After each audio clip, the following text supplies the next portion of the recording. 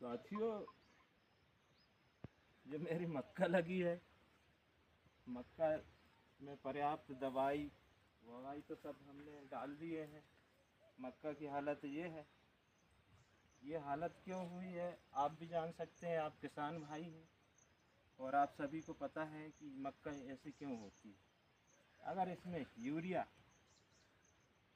खाद डाल दिया जाता तो मक्का की ये हालत नहीं होती। मक्का कम से कम बढ़ के बहुत बड़ा हो जाता,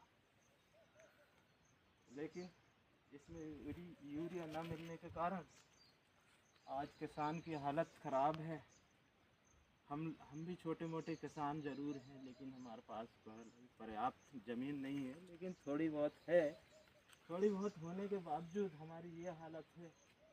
हम इसी ज़मीन से अनाज पैदा करके बाल बच्चों को पालते हैं और शासन प्रशासन हमारी क्या दशा कर दी है।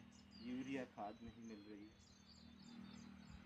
और भाइयों बहनों, यूरिया तो आपको पर्याप्त मिलेगी, पर्याप्त मिलती, लेकिन आप लोगों ने मुझे परमिशन नहीं दिया है।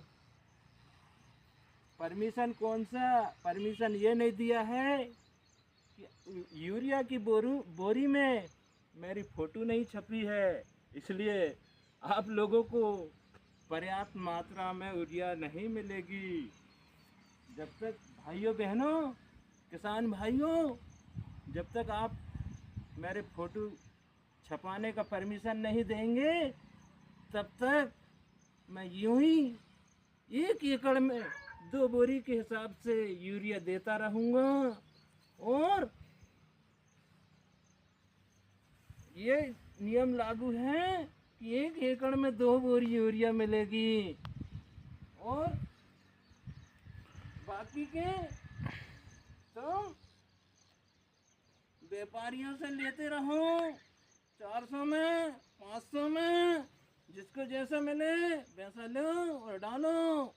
मेरी तरफ से तो मात्र 2 बोरी का परमिशन है 1 एकड़ में, लेकिन उनका हेल्प मुझे करना जरूरी है, व्यापारियों का।